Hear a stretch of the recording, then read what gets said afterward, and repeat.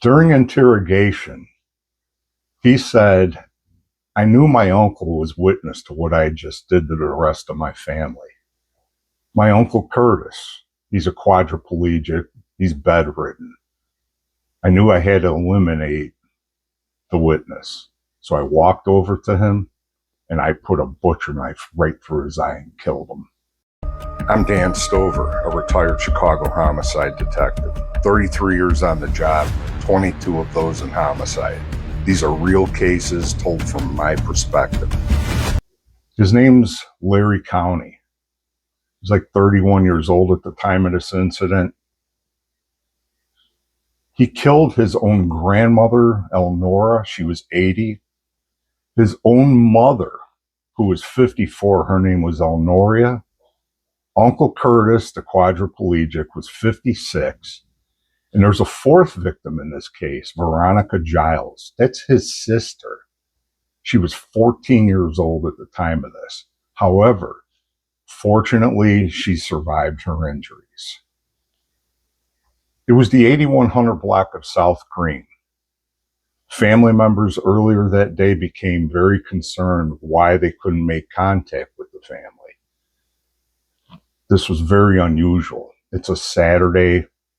Why isn't anybody answering the phone? Why isn't anybody answering the door? So this family member is actually able to make entry by using a garbage can to go through the side window into the apartment. This is a 2-flat brick building, 2-flat with a basement.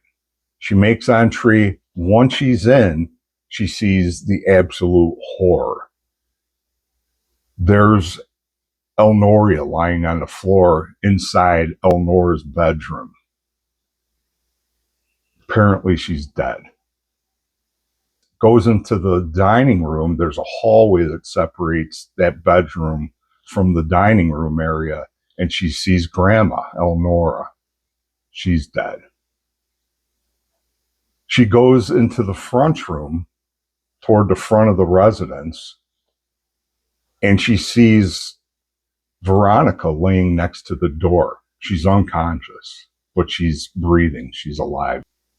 Then she goes into the kitchen and she witnesses Uncle Curtis in the bed, stabbed in the face. She exits, tells the other family members. They immediately call the police. The police respond. Once the police respond, they were able to get Veronica out of there by ambulance, take her to a nearby hospital in a suburb of Chicago, and then they cordon off the scene, awaiting for detectives to arrive. So the call comes in Area 2. My partner, Tim Murphy, and I get the job. We respond upon arrival. We see a lot of people out on the street. They're interested in what's going on. There's a lot of police personnel in the front and back of the house. I saw crime scene tape. They're not allowing entry for anybody to go inside, except for forensic investigators and me and my partner. So my partner and I entered a scene. And what I observed was, off to my left, as soon as you get through the door, was the living room, the front room area. Proceeding through like a hall, you go into a large dining room area, and there's a bedroom off to the left. The front room of this residence, you go down a short hall, and I see a lady lying on the floor. It's pretty much the dining room area. And that lady, I learned, was 80-year-old Elnora. To the left of that is a bedroom, and I see another female laying on the floor there. And they're both covered in blood. It's coagulated blood. It's obvious that they're deceased. And I learned that was Elnoria, the offender's mother. So that's the first one is the offender's grandma. Now it's his mother. And then I proceed straight through to the kitchen area. And in the kitchen area, you've got the kitchen, you've got a hospital bed like situated uh, to where it's able to face that hall that looks down through the residence. And in that bed is the quadriplegic. He's been stabbed through the eye. Looking through the scene, we find in the bathroom a bathtub that had been filled with water. And inside the bathtub is a butcher knife, a broomstick, and a glass vase. If you know what a heavy, heavy glass vase, this is all in the tub. Apparently, the offender was trying to clean this stuff up. But at the time, it looked like, why is this stuff in the tub? But anyway, we processed the scene with the forensic investigators, taking blood samples, removing any items of evidentiary value that we feel are worthy that needed to be collected. Everything's marked. Everything's photographed before collection. The bodies are photographed. The victim's hands are bagged. I've talked about this before in other videos. It's to preserve any kind of possible DNA on the hands. We roll the bodies over. Gas is escaping from their bodies. The smell of death is just, it's sickening. We end up placing them in body bags.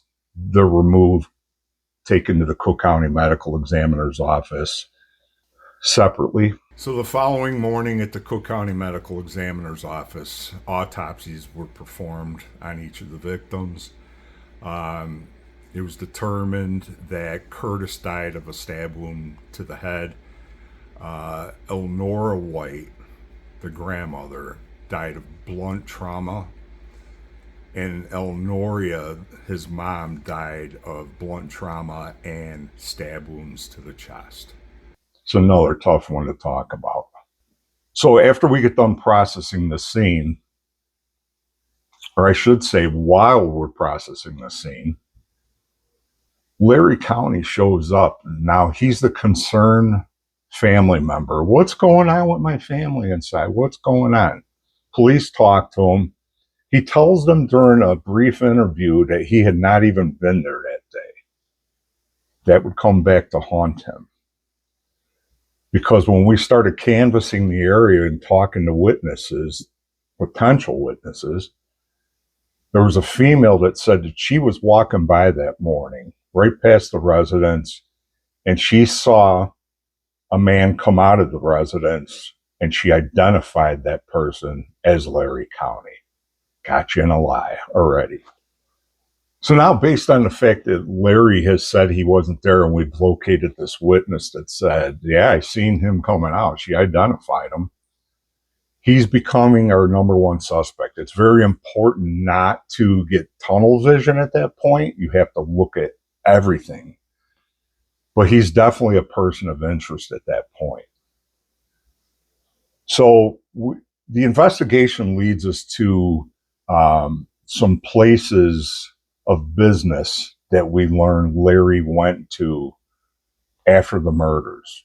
And one of those was like a convenience store.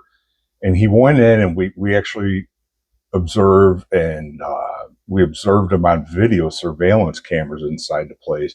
He comes into the business and he changes clothes right in the business, a new shirt, because he's got blood all over him. So the store management was kind enough to give us a copy of this. This is going now in evidence.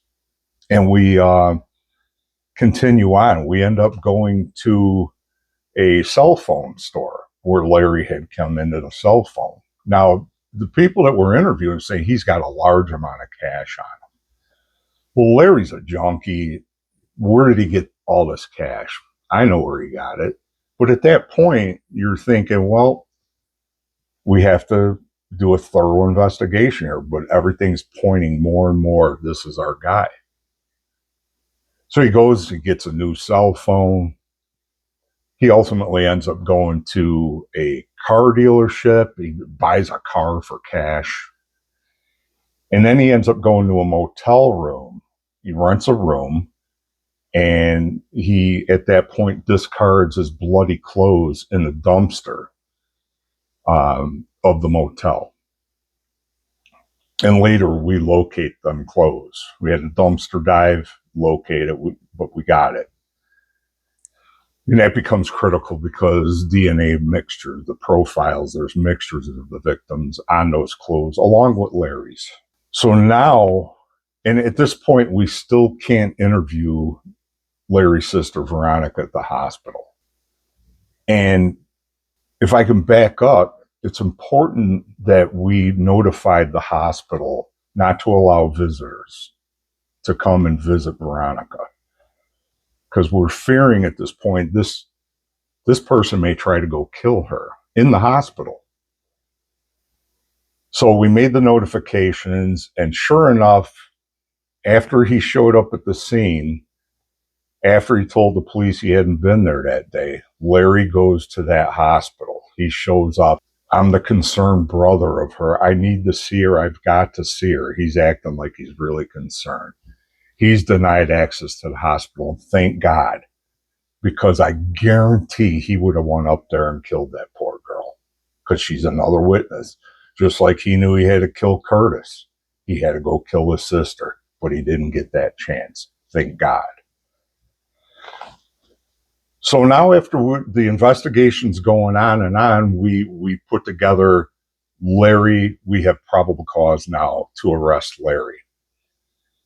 And it was strange because when we were going to these different stores and Larry would show up on the scene, he would be like walking down the sidewalk or pulling up laughing at us. And we're thinking, this guy, what the heck? He's laughing at us. Different spots that we're going to check on it, But he knows at that point we're putting the case together, and he knows that at some point he's going to get caught.